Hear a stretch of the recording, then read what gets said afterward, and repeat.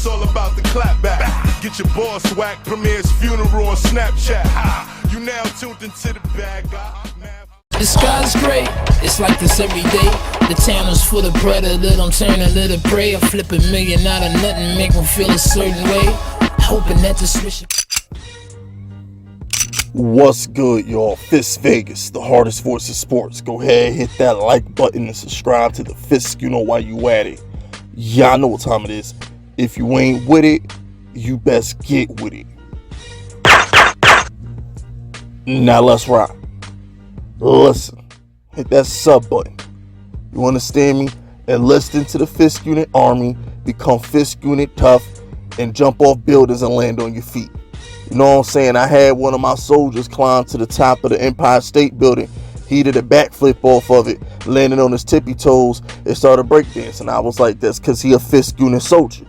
He got that Fist Unit serum in him. You know what I'm saying? He hit that sub button. All right, that's what y'all should be doing, subbing up to the damn channel. Now, with that being said, who that nation? We got to talk. So, our dearly beloved, may he rest in retirement peace, Drew Brees, came out the other day and spoke about his injuries. And, you know, he said, to quote Drew Brees, I only really felt good in one game last season. And, you know, that bothers me.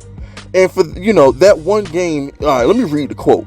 It says, I'll be perfectly honest with you. I only really felt good in one game, week 4 at Detroit. From that perspective, I had all the tools in my toolbox. So Brees says, I had a lot of limitations throughout the season as to what I could and couldn't do. And I recognize that. And that's really hard for me as a competitor. It's really hard to know what you should be able to do, and yet you can't because of various injuries or things that are taking place with your body. Some of those things are just kind of freak things. You tear a plantar fascia, you get damage in your shoulder, you get broken ribs, right? A punctured lung. And you know, that's some sad shit. You know, like, I'm listening to him talk, and I put it to you like this, right? I can't blame Drew for saying this because he's retired. It's not like Drew Brees is coming out here saying, oh my gosh, we lost because, you know, I wasn't completely healthy. All Drew Brees is just trying to explain is it was all season. It wasn't just the playoff game versus Tampa, but it was all season long. When I read these comments from Drew, it's telling me that he retired because his ass broke down. That's why he retired. It ain't had nothing to do with the CBS gig.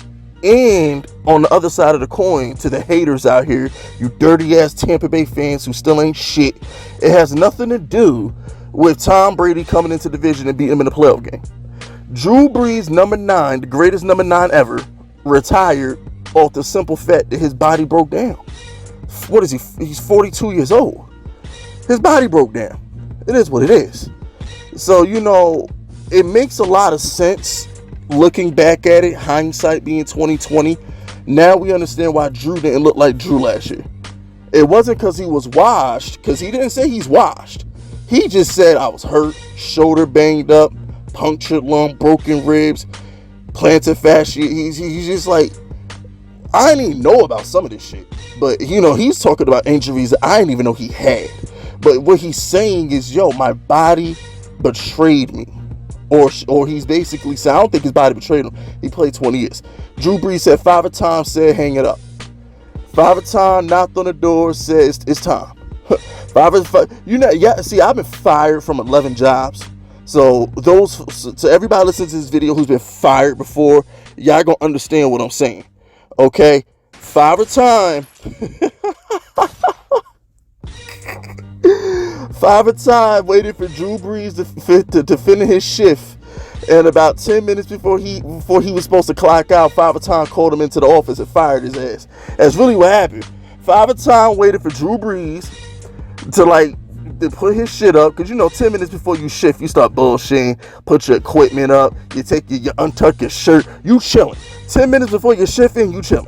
Father Time said, Drew Brees, please come to my office. I need to see you.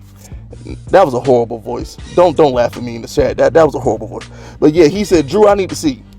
And when Drew came into that damn office, he says, it's been fun. It's been real.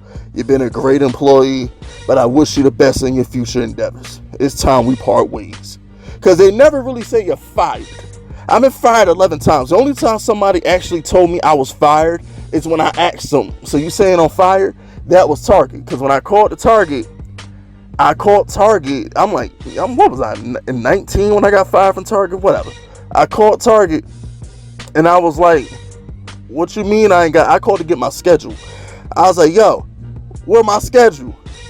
The shorty sent me straight to the big boss. Because at Target, we had 3 bosses. We got a big boss, a middle boss, and then a nobody of a boss who everybody talked to every day. He ain't important. But whatever. The point I'm trying to make is they sent me straight to the boss when I called for my schedule. Get on the phone. Dude said, you ain't got no damn schedule. I'm like, what you mean I ain't got no schedule? He's like, you're not on the schedule. You won't be ever again. I'm like, so you saying I'm fired? He's like, yeah, I'm saying you fired. I was like, oh, shit. I was like, yo. But nah, man. All in all, shout out to Drew Brees. It's been real. It was great, man. Like, look, my favorite part of the whole Drew Brees retirement saga was when Saints fans betrayed him on Twitter. When Drew Brees was working out outside, running with the weights, and Who Dat Nation was talking shit on Twitter, when Who Dat Nation was about to have a heart attack, it was, I hope this motherfucker don't come back. No, that was this. The Saints fans was on Twitter slandering Drew Brees like he was a nobody. I'm like, damn, he got like 35 fucking records and y'all shitting on him like this.